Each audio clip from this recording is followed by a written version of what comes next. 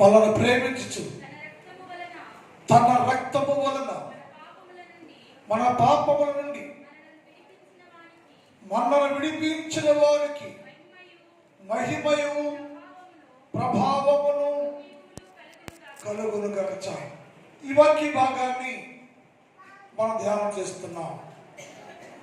ఈ ప్రకటన గ్రంథం 1వ అధ్యాయం 6వ వచనం గురించి పాత నిబంధన ప్రవర్తనలో యేసుక్రీస్తు ప్రభుల వారు పుట్టక ముందు 520 సంవత్సరాల క్రితం ఈ వచనాన్ని, ఈ వాక్యాన్ని ప్రవచించారు. ఒక శిలువ ధ్యానానికి పాత నిబంధన ప్రవచనం, నూతన నిబంధన నెరవేర్పు ఏర్పాటు చేయబడి ఉంటుంది. ఆ క్రమంలో ఈ వాక్యాన్ని, ఒక ప్రవక్త ప్రవచించిన ప్రవచనాన్ని యేసుక్రీస్తు ప్రభుల వారు సిలువలో ఏ విధంగా నెరవేర్చారు, నెరవేర్చడానికి కారణం ఏమైంది, యేసు ప్రభుల వారు సిలువ వేయబడి ఆయన మన కొరకు ఏం జరిగించారు, ఏమిచ్చారు అనే విషయాలు సిలువ ధ్యానంలో వరుస క్రమంలో ధ్యానం చేస్తున్నాం. ఈ వాక్యంలో ఏముందంటే, యేసు ప్రభుల వారు మనకు ఏం చేశాడయ్యా అని చాలా మంది ప్రశ్నిస్తూ ఉంటారు. యూదులే కానీ, క్రైస్తవులే కానీ, యేసు ప్రభుని ఎరగని వారే కానీ అనేక మంది యేసు ప్రభుల వారు మనకేమిచ్చారు, ఏం చేశారంటే, యేసయ్య వాక్యము రాత్రి కాలం ధ్యానం చేశాం. ఆయన మనలను ప్రేమించను, లోకాన్ని ప్రేమించను, ప్రజలందరినీ ప్రేమించనని లేఖనాల ద్వారా తెలుసుకున్నాం. లేఖనాలు ఒక మాట రాయబడి ఉంది. మలాకి గ్రంథం 1వ అధ్యాయం 2వ చదువుతాం. మలాకి గ్రంథం 1వ అధ్యాయం 2వ వచనం. యెహోవా సెలవిచ్చినది ఏమనగా, నేను మీ అందరినీ ప్రేమిస్తున్నాను అన్నాడు.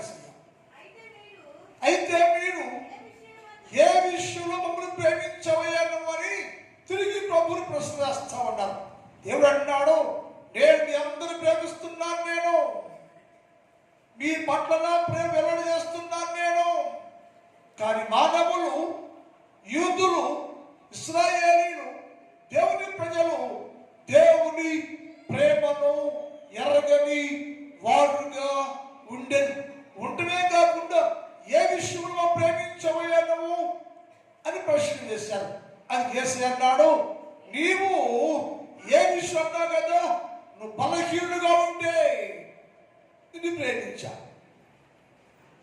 నువ్వు భక్తిహీనుడుగా ఉంటే నిన్ను ప్రేమించా, నువ్వు పాపములో ఉంటే నిన్ను ప్రేమించా, అపరాధం చచ్చిపోయి ఉంటే నిన్ను ప్రేమించా అని యేసు ప్రభుల వారు స్వస్థంగా రాత్రి కాలంతో మాట్లాడారు. ప్రేమించాను, నేను నా ప్రేమ వెల్లడపరిచాను. కానీ నా ప్రేమను గ్రహించిన వారు భూలోకము, క్రైస్తవులు, మానవులు గెలిచే ఉన్నారు. అయితే నేను అంటున్నాను, యేసు అంటున్నాడు, నేను ప్రేమించాను, మీ పట్ల ప్రేమను వెల్లడి చేశాను. కానీ మీరు ఏ విషయంలో నన్ను ప్రేమించావయ్యో, ఎప్పుడు ప్రేమించావని ప్రశ్నలు వేస్తున్నారే కానీ నా ప్రేమను గుర్తెరిగిన వారుగా లేరు. ఏ విషయం అంటే, ఒకటి అని చెప్పాడంటే బలహీనులుగా ఉన్నవారిని నేను ప్రేమించాను, 2 భక్తిహీనులను నేను ప్రేమించాను, 3 అపరాధాల్లో పాపములో చనిపోయినటువంటి వారిని నేను ప్రేమించాను.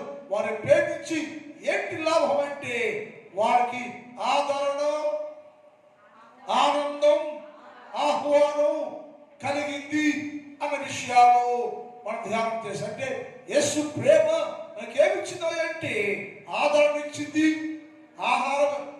ఆహ్వానం ఇచ్చింది, ఆనందం ఇచ్చింది. ప్రతి మనిషిని దేవుని రాజ్యానికి ఆహ్వానము చేయబడ్డ స్థాయిలో, లేక అంతఃపురముకి ఆహ్వానం చేయబడ్డ పరిస్థితుల్లో యేసయ్య ప్రేమ మన పట్ల జరిగించిన విషయాలు రాత్రి కాలం ధ్యానం చేశాం. రెండోది యేసయ్య అన్నారు, మా కోసం ఏం చేశామంటే, నేను మీకోసము రక్తాన్ని ఇచ్చానయ్యా, మీకోసము నా రక్తం ఇచ్చాను. నీ రక్త సంబంధులు నీకేం చేయలేటం లేదు, నీ తోబుట్టువులు నీకేం చేయలేదు, నీ రక్తం నీ కడుపు పుట్టిన వారు నీకేం చేయలేదు. కానీ నేను అందరి కోసం నేను పాప క్షమాపణ నిమిత్తము నా రక్తాన్ని ప్రోక్షించాను, రక్తం ఇచ్చాను, నేను రక్తం కాల్చాను నేను అని అక్కడ ఏమన్నమాట. ఇక్కడ ప్రేమించాడు. రెండోది రక్తాన్ని ఇచ్చాను నేను. ఎందుకయ్యో రక్తము ఇవ్వటం కారణం ఏంటి? ఎందుకు రక్తం కాల్చావయ్యో? రక్తం కాల్స్తే మాకేంటి లాభం అంటాడు మనిషి. ప్రశ్న ఏంటంటే నిన్నేమనంటే ఎప్పుడు ప్రేమించావయ్యా అని నాకు ప్రశ్న చేశాను. ఇప్పుడు కూడా రక్తం కాల్చాను నేను, రక్తం ఇచ్చాను నేను, రక్తం ప్రోక్షించాను నేను. నీ కొరకు శిలువలో నా రక్తమంతా దారం పోసారయ్యా, కార్చవయ్యా అంటే ఒకవేళ మానవుడు ఎప్పుడు కార్చవయ్యా? రక్తం ఇవ్వటం వల్ల మాకు వచ్చే లాభం ఏంటయ్యా? రక్తం కాస్తే మానవానికి ప్రజలకు కలిగిన లాభం ఏంటంటే యేసు అన్నాడు, నా రక్తము వల్ల నిన్ను రక్షించాను నేను. ఒకటి, నా రక్తము కార్చి నేను రక్షించాను. నా రక్తం కార్చి రక్తం ఇచ్చి నేను నిన్ను రక్షించాను నేను. ఎక్కడ రక్షించావయ్యా? కొట్టుకుపోతున్నారా కాలంలో అని ప్రశ్న వేస్తే యేసయ్యన్నాడు, మీరు అందరూ అపవాది చేతుల్లో బందీలుగా ఉన్నప్పుడు, అపవాది చేతుల బందీ నుండి నాశన కోపానికి సమీపంగా ఉన్నప్పుడు నశించిపోకుండా, నాశనం అయిపోకుండా, చనిపోకుండా, అగ్నిగుండకు పడిపోకుండా నేను మిమ్మల్ని రక్తం ఇచ్చి అందరూ నేను రక్షించుకున్నాను, రక్షించవయ్యా అన్నాడు. అంటే యేసుక్రీస్తు ప్రభుల వారు రక్తము కార్చడం వలన, యేసు క్రీస్తు ప్రభుల వారు ఇచ్చిన రక్తం వలన మానవాళికి ఏమి కలిగిందంటే రక్షించబడింది, రక్షణ కలిగాను. నేను రక్షించను, నశించిపోకుండా రక్షించడు. ఎలా రక్షించవయ్యా అంటే ఆ మాట చదువుదాం. పట్టణ గ్రంథం 5వ అధ్యాయం 9 చదువుదాం. ఆ పెద్దలు నీవు ఆ గ్రంథాన్ని తీసుకొని ఇప్పుటకు యోగ్యుడవు, నీవు నీ వధించబడిన వాడవై నీ రక్తమిచ్చి, గమనించాలి, నువ్వు వధించబడిన వాడవై రక్తమిచ్చావయ్యా. ఎవరికి ఇచ్చావ రక్తం? వధించబడిన వాడవై రక్తమిచ్చావయ్యా. ఎవరికి ఇచ్చావ రక్తం అంటే ఎక్కడ నీవు అమ్మబడ్డావో, ఎక్కడ బానిసగా ఉన్నావో, ఏ నాశన కోపంలో ఉన్నావో, ఏ సాతాను బందీగా ఉన్నావో, ఏ సాతాను దగ్గర నాశనానికి సమీపంగా ఉన్నావో, అక్కడ ఉన్న నీకు వస్తూ నేను రక్తం ఇచ్చానయ్యో. వధించబడి రక్తం ఇచ్చాను నేను. ఎవరికి ఇచ్చామంటే నీకంటే ప్రతి మనుష్యుడు సాతానులో అమ్మబడి, సాతానులో బందీగా ఉంటే, సాతాను కోరిక నీ ప్రజలు అనబడే వారు అందరూ బయటికి రావాలి అంటే రక్తాన్ని వెలగా ఇవ్వాలి, వెల చెల్లించాలంటే ఆయన రక్తము నీ కొరకు ఇచ్చాను. అలా నుండి ఆ రక్తం నుంచి నువ్వు కొంటే ఏమైతే రక్షించబడ్డారేమో. యేసుక్రీస్తు ప్రభుల వారు రక్తం ఇవ్వకపోతే, రక్తం కార్చకపోతే, రక్తం ఎలాగా మార్చి ఇవ్వకపోతే అక్కడ నశించిపోయేవాడి నీకు దేవుని రాజ్యము లేదు, దేవుని సహవాసము లేదు, దేవుని సన్నిధి లేదు. అందుకని యేసు ప్రభు అన్నాడు, నా రక్తం ఇచ్చి నేను నిన్ను కొన్నాను, రక్షించాను నేను. తరచుగా అంటాడు, కొన్నానంటే రక్తం ఇచ్చామంటే రక్తము ద్వారా వారిని రక్షించావయ్యా అన్నాడు. రక్తము ద్వారా వారు రక్షించుకున్నావయ్యా నువ్వు. ఎందుకు రక్షించావయ్యంటే నా ప్రజలయ్యో, నా పిల్లలయ్యో, నా జనమయ్యో, నా ప్రజలు అనబడేవారు ఎవరు నశించిపోకూడదయ్యో, నశించిపోకుండా ఉండటానికి నేను రక్తం ఇచ్చి వారు కొనుక్కుని నేను మనందరికీ రక్షించుకున్నాను అంటే యేసు క్రీస్తు ప్రభుల వారి యొక్క రక్తము చిందించవలన మనకు కలిగిన లాభం ఏంటంటే, ఒకటి రక్షించబడ్డావు నువ్వు, నరకములోకి వెళ్లకుండా, సాతానులోనే ఉండకుండా, సాతాను బందీగా ఉండకుండా నీవేం చేయబడ్డావంటే రక్షించబడ్డావు అని రాయబడింది. తరచు అంటాడు, రక్తం ఇచ్చి కొన్నానంటే రక్తము ద్వారా నేను వారిని రక్షించానని రాయబడింది. అంటే యేసు ప్రభుల వారు రక్తము కార్చడం వలన మానవాళికి మనకు కలిగిన లాభం ఏంటంటే, ఒకటి నీకు రక్షణ భాగ్యము కలిగిన రక్షించాడు కొట్టుపోకుండా, సాతాను బలైపోకుండా నిన్ను ఆయన రక్తమిచ్చి రక్షించాడని రాయబడింది. రెండోది, యేసు ప్రభుల వారు శిలువలో రక్తం కార్చడం వలన నాకు కలిగిన లాభం ఏంటని మనుషులు ప్రశ్న వేస్తే యేసయ్యన్నాడు, నీకు కలిగిన అపవిత్రమైన జీవితాన్ని నా రక్తము ద్వారా పవిత్రపరిచానన్నాడు. ఒకటేమో రక్షించాను, రెండేమో అపవిత్రమైన జీవితాన్ని నేను పవిత్రపరిచాను. జీవితం అపవిత్రమైపోయింది. మనుషులారు మీరు అందరూ అపవిత్రమైపోయారు. మనుషులు అపవిత్రమైపోయింది, లోక అపవిత్రమైపోయింది. ప్రతి మనుషుడు అపవిత్రులు దేవుని రాజ్యానికి హక్కు కలిగిన వారు కాదు. దేవుని రాజ్య హక్కులో రావాలంటే ప్రతి మానవుడు పవిత్రుడిగా ఉండాలి, పరిపూర్ణుడిగా ఉండాలి, శుద్ధి చెబడిన వారుగా ఉండాలి. అందుకని నేనయ్యా నీకు కలిగిన అపవిత్రతంతా తీసివేయడానికి రక్త ప్రోక్ష జరిగించాను. నేను రక్తం వలన నీకు కలిగిన అపవిత్ర జీవితాన్ని కడిగి పవిత్ర పరచులకు నేను సిలువలో రక్తాన్ని కార్చాను. నేను మనిషి అన్నాడు, ఎక్కడ పవిత్రయ్యాను అంటే ఆయన చెప్పాడు, తీర్పు పత్రిక 1వ అధ్యాయం 15 చదువుతాం. తీర్పు పత్రిక 1వ అధ్యాయం 15 చదువుతాం. పవిత్రులకు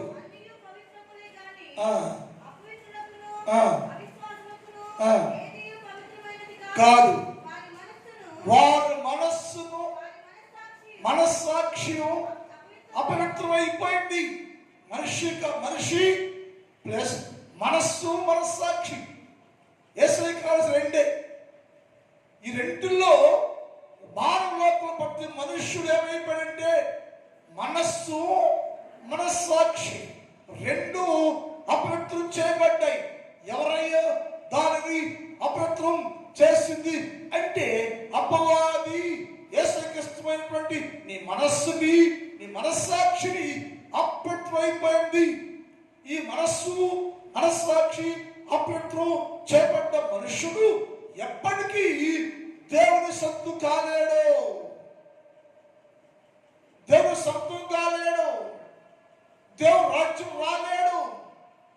అది రేసు అన్నాడు, నీవు కలిగిన అపవిత్ర మొత్తాన్ని నేను సిలువలో కాల్చి రక్తము ద్వారా కడిగేయాలనుకుంటున్నాయో అంటే మనిషి అంటాడు, ఎక్కడ నేను అపవిత్రుని అయ్యానయ్యా? నేను ఎక్కడ ఎప్పుడు నేను అపవిత్రుడంటే నీ మనసు అపవిత్రైపోయింది, మనస్సాక్షి అపవిత్రైపోయింది. అంతేకాదు యోధా పత్రిక 1వ అధ్యాయం 8 చదువుతాం.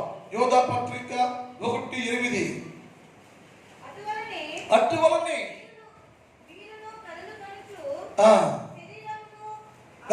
అటువలనే మీరు కళ్ళగరచు శరీరమును అపవిత్రపరచుకుని ఎన్ని అపవిత్రమైపోయిన ఇప్పుడు మనుషులు? ఒకటేమో శరీరం, రెండేమో మనస్సు, మూడేమో మనస్సాక్షి, నాలుగేమో అంతరంగం. ఈ 4 పాడైపోయింట. మనిషిలో శరీరం అపవిత్రమైపోయింది, మనస్సు అపవిత్రమైపోయింది, మనస్సాక్షి అపవిత్రమైపోయింది, అంతరంగం లోపల భాగంతా అపవిత్రమైపోయింది. అంటే టోటల్ గా మనుషుడు మానవుడు ఏమయ్యాడంటే అపవిత్రమైపోయాను. పవిత్రత లేదు, పవిత్ర జీవితాన్ని కోల్పోయాను. అయితే అన్నాడు, మీరందరూ పవిత్రులు కావాలి. నీ అపవిత్రత పోవాలి, ఆ అపవిత్ర తీసేయాలి నేను అని దేవుడు ఆలోచిస్తాంట. మరి ఆయన చెప్పాడు, వాగ్దానం చేసిన దేవుడికి, నేను నీకు కలిగిన అపవిత్రత యావత్తు, నీకు కలిగిన నీ శరీరానికి, నీ మనసుకు, మనస్సాక్షికి కలిగిన సకలమైన అపవిత్రత నేను తీసి వేసి నిన్ను పవిత్రం చేస్తానని దేవుడు వాగ్దానం ఇచ్చాడు. వాగ్దానం ఇచ్చాడు కాబట్టి వాగ్దానం చేసిన వాడు నమ్మదగిన దేవుడు కనుక మాట తప్పకూడదు. ఎలా చేస్తావయ్యా? ఆ వాగ్దానం చూద్దాం. ఇర్మియా గ్రంథం 33వ అధ్యాయం 8 చూద్దాం. ఇర్మియా 33:8. వారు నాకు విరోధంగా చేసిన పాపమును, పాపదోషము నిలవ, అంటే నీ పాపము నీ దోషము నీ మీదే నిలిచి ఉంటే ఎప్పుడు అపవిత్రుడివే. నీ పాపము నీ దోషము నీ మీదే నిలిచి ఉంటే జీవించేంత కాలము అపవిత్రుడివే. అయితే దేవుని కాన్సెప్ట్ ఏదంటే, అలా ఉండట నాకు ఇష్టం లేదయ్యా. ఏ మనుష్యుడు దోషము కలిగి పాపము కలిగి అపవిత్రుడిగా ఉండుట నాకే మాత్రము ఇష్టము కాదు. అందుకని పాపదోషం నిలవకుండా, నీ దోషము నీ పాపము నీ మీదే నిలిచి ఉండకుండా నేను వారిని పవిత్రపరుస్తానయ్యా, పవిత్రం చేస్తాను నేను అని చెప్పాడు. అంటే మనిషికి ఏదంటే సమస్త పాపము మనిషిని అపవిత్రపరిచేస్తుంది. ప్రతి మనుష్యుడు అపవిత్రుడే. ఈ అపవిత్రుడైన మనుష్యుడు పరలోక రాజ్యానికి హక్కుదారు కలిగినవాడు కాదు.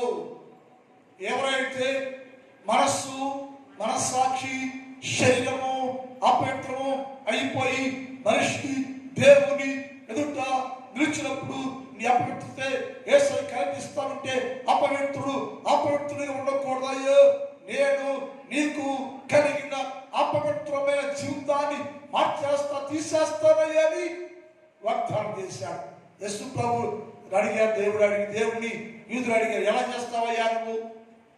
నాకు కలిగిన మనస్సుకి, మనస్సాక్షికి, శరీరానికి కలిగి నా మీద నిలిచి ఉంటున్న ఈ అపవిత్రతను ఎలా తీసేస్తావయ్యా అని యేసు ప్రభు తండ్రి దేవుడు అడిగితే, తండ్రి దేవుడు సమాధానం ఏంటంటే, నేనే నీకు కలిగిన అపవిత్ర మొత్తాన్ని తీసేసి నిన్ను పవిత్రం చేస్తాను నేను.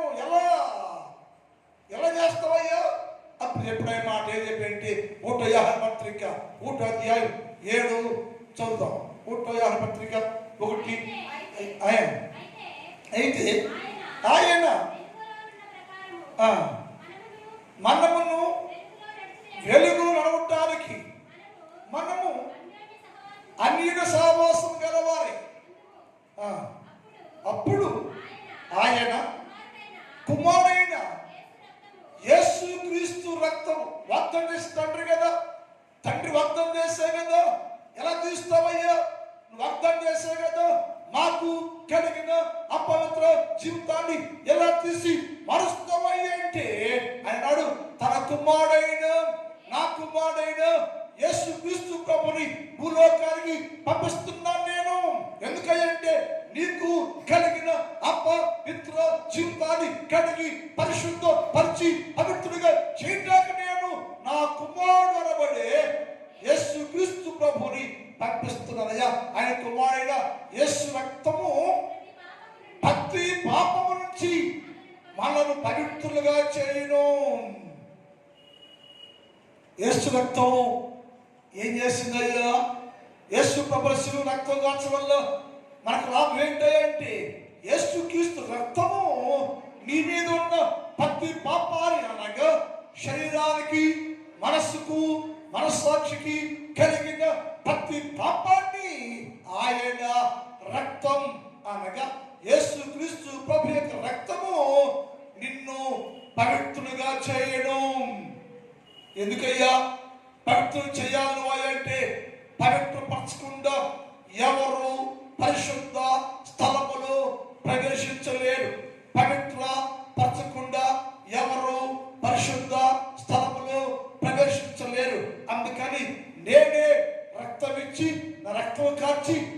ద్వారా మీకు కలిగిన సకలమైన అపవిత్రత తీసివేసి నేను పవిత్రం చేయడానికి సిలువలో రక్తాన్ని ధారపోసాను. నేను సిలువలో రక్తం ధారపోసాను, నేను రక్తం కాల్చాను. నేను ఎందుకంటే పరిశుద్ధ స్థలం ప్రవేశించాలేమో.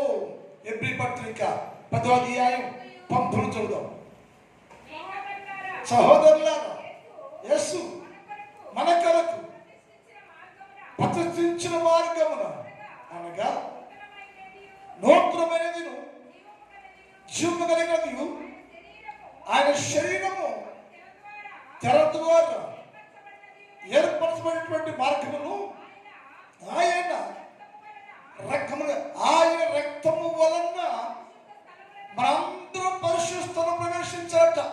పరిశుద్ధ స్థలములో అనగా దేవుని రాజ్యంలో ప్రవేశించడానికి ఆయన రక్తము అవసరము అయింది.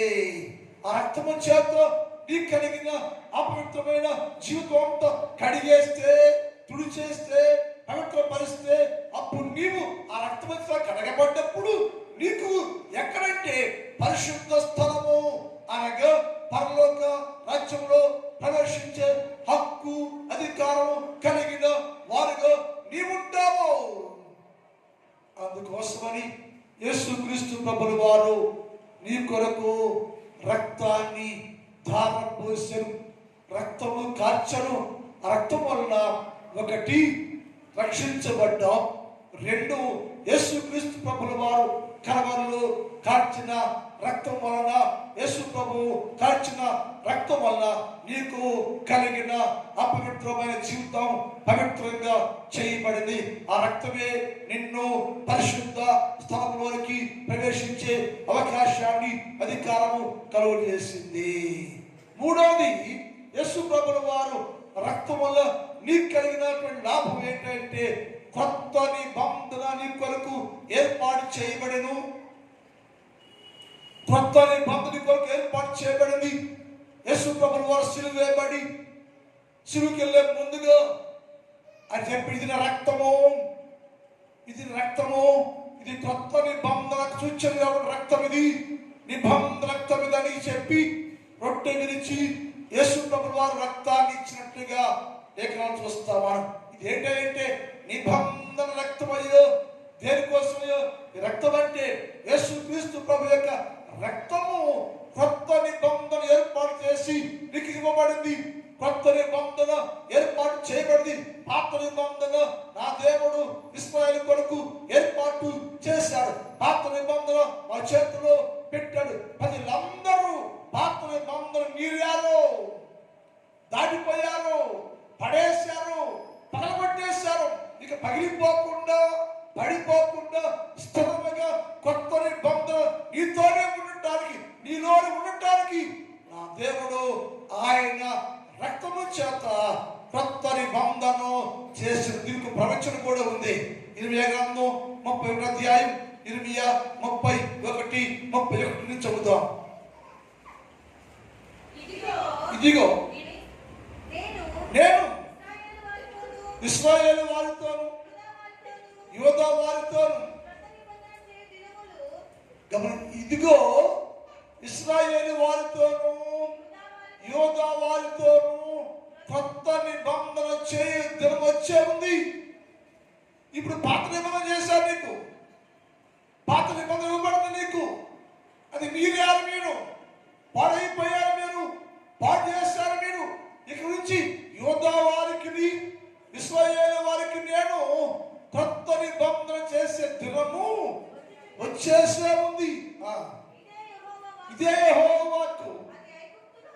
ఐగుప్తులో నుంచి వారు నడిపించడానికి నేను చేయము నడిపించినటువంటి దినమున వారి పితరులతో నేను చేసిన పాత నిబంధన కాదు ఇది. ఆనాడు చేసిన పాత నిబంధన కాదు ఇది, కొత్త నిబంధన. ఏం చేస్తావే కొత్త నిబంధన అంటే రక్తము వలన నీకు నేను కొత్త నిబంధన ఏర్పాటు చేస్తున్నాను. నా రక్తము ఇచ్చి నీకు కొత్త నిబంధన ఇస్తున్నాను. కొత్త నిబంధన రాస్తున్నాను. రాస్తావయ్యా? చదువు. నేను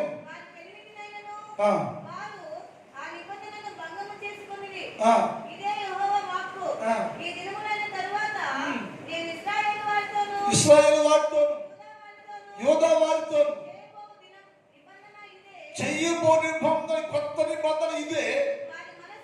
వారి మనస్సులలో నా ధర్మశాస్త్రం రాస్తున్నాను. ఇందాకేమో పాత నిబంధనలోనేమో ధర్మశాస్త్రాన్ని పలకం రాశాను. నేను పడేశావు, పగలగొట్టేశావు, పాడు చేశావు.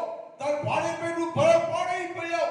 ఇక నుంచి మీరు పాడు కాకుండా నేను నా రక్తం వలన కొత్త నిబంధన చేస్తున్నానయ్యా.